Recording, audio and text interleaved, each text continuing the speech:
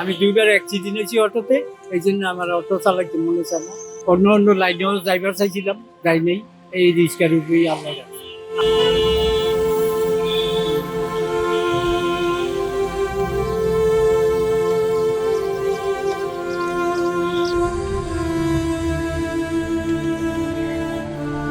আমার দুনিয়ার মধ্যে আর কোনো চাহিদা নেই। চাহিদা অনেক, যতদিন আল্লাহ বাঁচা রাখে ততদিন এই কাজ কাম করে যে খাইয়া যাইতে দিয়ে আর মরতে পারে। আল্লাহর হুকুম নবী তরিকা বাজে চলে। আমার নাম আব্দুল মজিদ, বাসা নারায়ণগঞ্জ।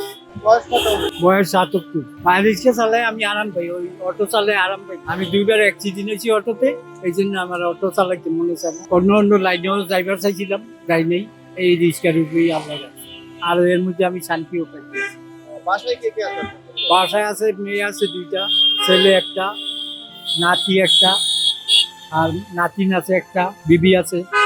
রিস্কা আমি তাদেরটা আমি কোনো বহন করি না, তাকে খরচ দিয়ে আমি চলি না। আমার যা রোজগার করে আমি চলি। আমার তো দরকার পড়লে করে আরো দেই। আল্লাহ আমার ভালো রাখছে, সুস্থ রাখছে, আমি কাজের রূপে আছি দেখি। কাজ ছাইড়া দিলে অসুস্থ হয়ে যেতে পারি।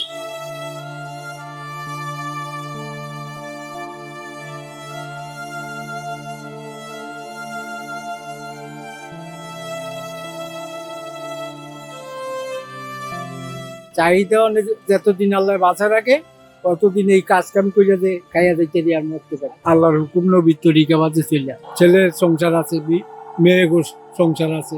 না, আমি কোনো বাতা পাই কেন পান না? পাইনি। এদিকে আমি মন দিইনি, ওদিকে কি আবার ফর্ম দিতে হয়, বিভিন্ন মোবাইল নম্বর এইটা সেটা বিভিন্ন দিতে হয়। এই যে আমার নাই হোক, আর আমি মোবাইল চালাইও না, এই ঝামেলা আমি করিও না। আমি আল্লাহ আমার একটু ভালো লাগছে খুব। কখনো কি সরকারের কাউন্সিলর বা আপনার এলাকার আমার এলাকার গেছে গেছে মোবাইল নম্বর আমার ছেলের মোবাইল নম্বর দিছি। এরপরে আবার ওই ইটি দিছি। আবার এর মধ্যে তো এই বিএমপি আসার আগে তো একটা দিলাম, বয়স্ক ভাতার ফটোকপি দিলাম, দিলাম। যার কাছে দিছিলাম হ্যাঁ আবার মারা গেছে এই রোজার মধ্যেই, নেই আর কোনো খবর নেই। আরেকজনে চাইছিল ৩,০০০ টাকা দিলে আপনার বয়স্ক ভাতার ইয়াটা হয়ে যাইব। আমি ওই টাকা দিয়ে আমি মোবাইল বয়স্ক ভাতার ইটি করুন না।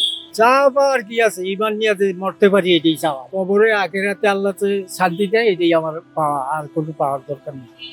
এই দুনিয়ার আর কোনো সম্পদের আমার আর দরকার নেই। কুরবানি আল্লাহ কুরবানি যারা দেওয়ার তৌফিক চাই দিব।